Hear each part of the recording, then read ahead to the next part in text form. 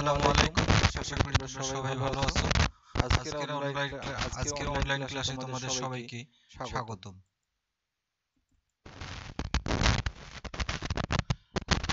আমি মোহাম্মদ খায়রুল ইসলাম, সিনিয়র শিক্ষক ICT, police lines school and college Rangpur. আমাদের আজকের পাঠের বিষয় হচ্ছে তথ্য যোগাযোগ প্রযুক্তি, আমার লেখালেখি। এটা নবম এবং দশম দুইটা শ্রেণীর জন্যই, যদিও এখানে দশম শ্রেণীর লেখা আছে, দুইটা বই একই আর লেকচারটাও একই হবে। আজকের আমাদের পাঠের বিষয় হচ্ছে আমার লেখালেখি, ওয়ার্ড প্রসেসিং প্রোগ্রামের ব্যবহার। এসো কিছু ছবি দেখে চিন্তা করে বলি, এটি একটি হাতের লেখা, আমাদের মাননীয় প্রধানমন্ত্রী শেখ হাসিনার হাতের লেখা একটি। এখানে দেখো সবকিছু হাত দিয়ে লেখা আছে। তো এখানে একটু কথা বলা দরকার। এখানে যদি কোনো কথা যদি ভুল হতো, কোনো শব্দ যদি ভুল হতো, তাহলে কি করা হতো? তাহলে হয়তো বা লাইনটা কেটে দিয়ে নতুন করে লিখতে হতো, তাই না? এই কথাটি তোমরা একটু মনে রাখো যে হাতের লেখা চিঠি সাধারণত কোনো জায়গায় ভুল হলে সেটি কলম দিয়ে শব্দটি কেটে দিয়ে নতুন করে শব্দটি লিখতে হয়। এরপরে দেখা যাচ্ছে যে একটি বিজ্ঞাপন। এই বিজ্ঞাপনটি কিন্তু একটি লেটার প্রেসে ছাপানো বিজ্ঞাপন। তোমরা হয়তো মনে করবা যে লেটার প্রেস কি? আগে যে প্রেসগুলো ছিল প্রিন্টিং প্রেসে অক্ষরগুলো ছিল সীসা দিয়ে তৈরি, বা লেটারগুলো সীসা দিয়ে তৈরি ছিল। এই সীসা দিয়ে তৈরি প্রেস যেখানে বিজ্ঞাপন ছাপা হতো, চিঠিপত্র ছাপা হতো, দাওয়াত কার্ড কিংবা বই, এমনকি পত্রপত্রিকাগুলো এই লেটার প্রেসে ছাপানো হতো। তো অক্ষর দিয়ে, বিশেষ করে সীসা দিয়ে তৈরি অক্ষর দিয়ে এই প্রেসে যে কোনো ডকুমেন্ট ছাপানো হতো, এজন্য এটার নাম হচ্ছে লেটার প্রেস। এখানে দেখো, এখানে প্রত্যেকটা অক্ষর কিন্তু আলাদা আলাদা। এই যে একার, প্রথমে দেখতেছো যে একারটা, এটা একটা আলাদা অক্ষর, অন্তঃস্থিতটা আলাদা অক্ষর। এভাবে প্রত্যেকটা অক্ষরই কিন্তু আলাদা। এখানে রস্যইকার আলাদা, ব আলাদা, বর্গী জ ঞ এটা আলাদা, আকার আলাদা, প আলাদা, ন আলাদা। প্রত্যেকটা অক্ষর কিন্তু আলাদা আলাদা। এখানে যদি লেটার প্রেসে যদি তোমার এই প অক্ষরটা যদি না থাকে, তাহলে বিজ্ঞাপন কথাটা কিন্তু লেখা যেত না। প অক্ষরটা ওই কারখানা থেকে অর্ডার দিয়ে তৈরি করে নিয়ে এসে এখানে স্থাপন করা লাগতো। তারপরে কিন্তু তোমার এই বিজ্ঞাপন শব্দটা লিখতে হতো। এখানে দেখো আরেকটা চিঠি। এখানে আছে যে বর্ষাকাল সম্বন্ধে ছোট্ট একটা রচনা। বর্ষাকাল সম্বন্ধে ছোট্ট একটা প্রত্যেকটা শব্দ দেখো, প্রত্যেকটা শব্দ আলাদা, কিন্তু প্রত্যেকটা অক্ষর কিন্তু আলাদা আলাদা না। প্রত্যেকটা অক্ষর মিলে একটা শব্দ তৈরি হয়েছে। অক্ষরের মাঝখানে কোনো গ্যাপ বা ফাঁকা জায়গা নেই। একটা শব্দ এবং আরেকটা শব্দের জায়গায় একটু ফাঁকা আছে। প্রত্যেকটা শব্দ থেকে প্রত্যেকটা শব্দের দূরত্ব কিন্তু একই। তোমরা লক্ষ্য করলে দেখবে যে প্রত্যেকটা শব্দের পরে যে আরেকটা শব্দ আছে, প্রত্যেকটা শব্দের মাঝখানে স্পেসিং বা গ্যাপটা একই রকম। আমাদের আজকের পাঠের বিষয় আমার লেখালেখি। আমরা এই পাঠ শেষে আমরা যা জানবো তা হচ্ছে: 1. ওয়ার্ড প্রসেসর প্রোগ্রাম কি তা বলতে পারবো। 2. ওয়ার্ড প্রসেসর প্রোগ্রাম ব্যবহারের সুবিধা বর্ণনা করতে পারবো। 3. ওয়ার্ড প্রসেসর প্রোগ্রাম ব্যবহার করে লেখা টাইপ করতে পারবো। মানুষ তার কল্পনাকে অন্যের কাছে প্রকাশ করার জন্য লেখার কাজ শুরু করে। এই ইতিহাস সবার জানা। আগে মানুষ যেভাবে এই কাজটা করুক না কেন, বর্তমানে এই কাজটা করা হচ্ছে ওয়ার্ড প্রসেসিং।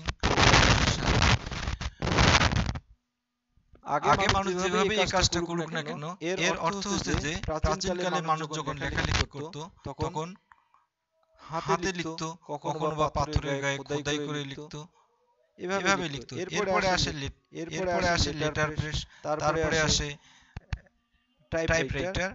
এভাবে মানুষ তাদের লেখালেখির কাজগুলো চালিয়ে যেত। কিন্তু পরবর্তীতে কম্পিউটার বিজ্ঞানীরা বা সফটওয়্যার বিজ্ঞানীরা চেষ্টা করলো যে হাতের লেখা, কম্পিউটার তো অনেক আগে আবিষ্কার হয়ে গেছে, কিন্তু কম্পিউটারে তখন লেখালেখির কাজ করা হতো না।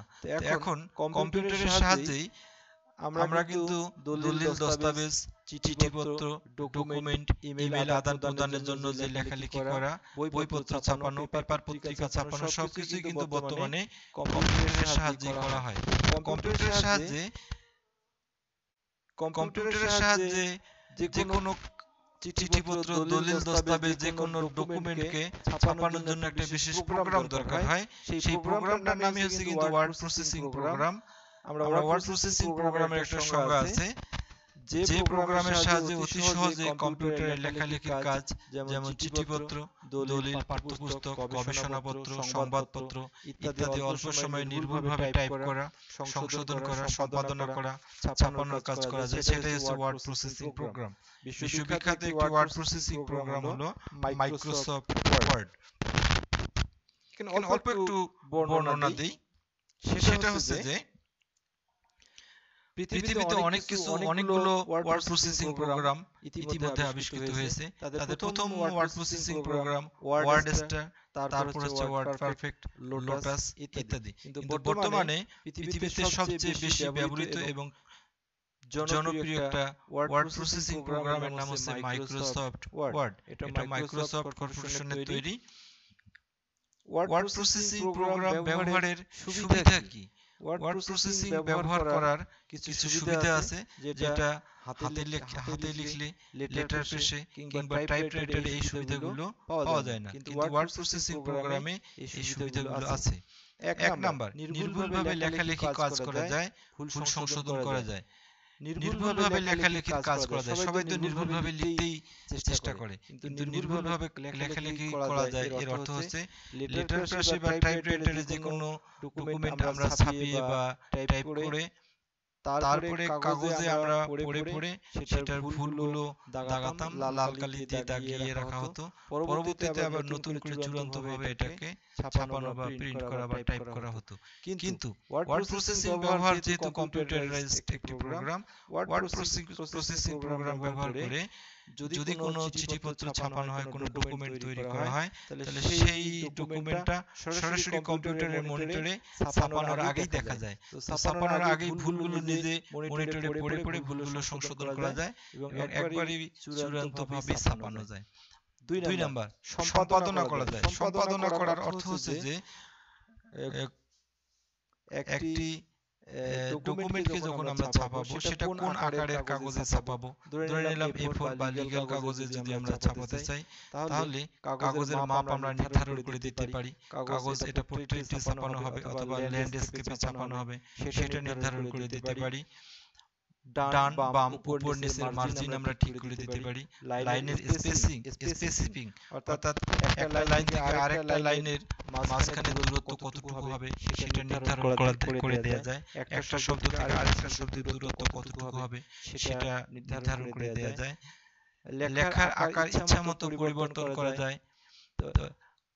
আমরা দেখি যে অনেক ডকুমেন্টে দেখা যায় কোনো লেখা ছোট, কোনো লেখা বড়, কিন্তু আমরা একই ডকুমেন্টে লেখা ছোট এবং বড় করতে পারি।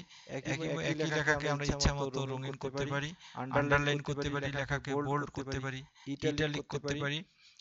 এরপরে একটা ডকুমেন্টের ছবি, গ্রাফ, টেবিল, অডিও, ভিডিও ইত্যাদি যুক্ত করা যায়। যেহেতু ওয়ার্ড প্রসেসিং প্রোগ্রামটা একটা ইলেকট্রনিক প্রোগ্রাম বা কম্পিউটারাইজড ডিজিটাল প্রোগ্রাম, এই কারণে এখানে ডিজিটাল ছবি, গ্রাফ, টেবিল বা ছক, অডিও, ভিডিও ইত্যাদি সংযুক্ত করা যায়। এমনকি এই ডকুমেন্টটাকে আমরা ইমেইল আকারেও পাঠাতে পারি। ডকুমেন্টকে সেভ করে রাখা যায়।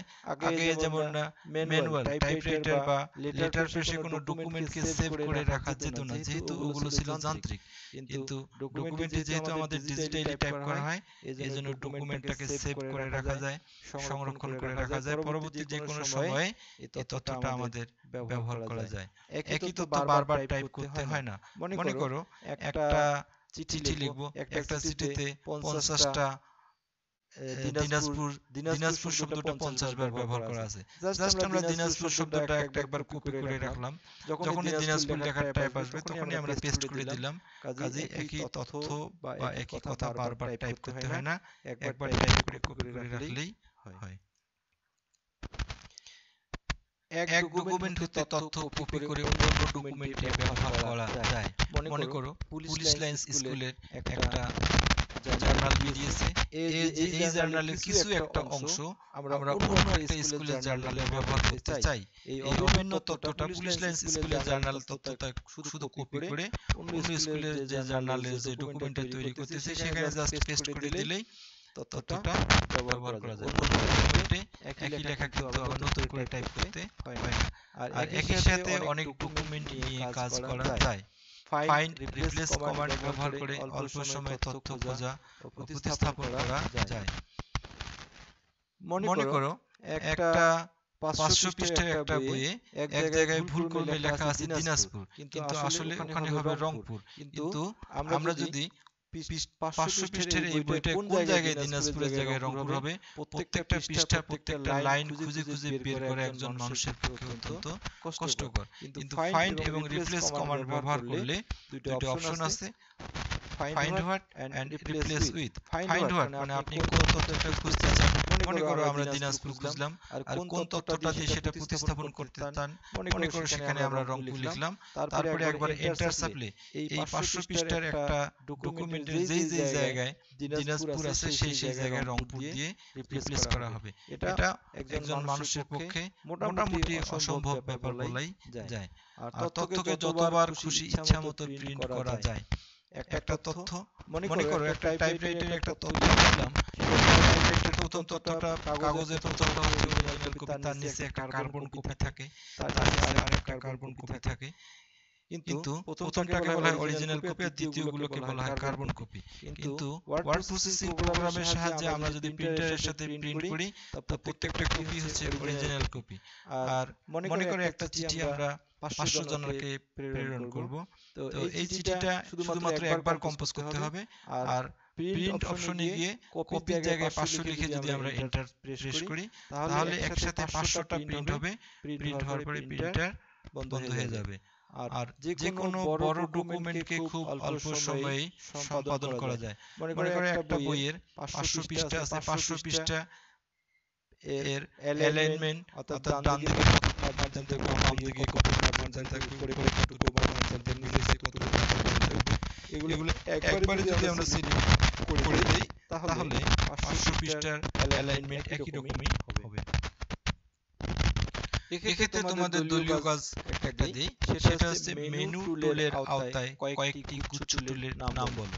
মেনু টুল তোমরা প্রথমে ওয়ার্ড প্রসেসিং প্রোগ্রাম খুললেই দেখতে পাবা যে উপরে বিভিন্ন মেনু যেমন হোম, ইনসার্ট, এডিট, ভিউ ইত্যাদি এই লেখাগুলো আছে, এগুলোই হচ্ছে এক একটা মেনু।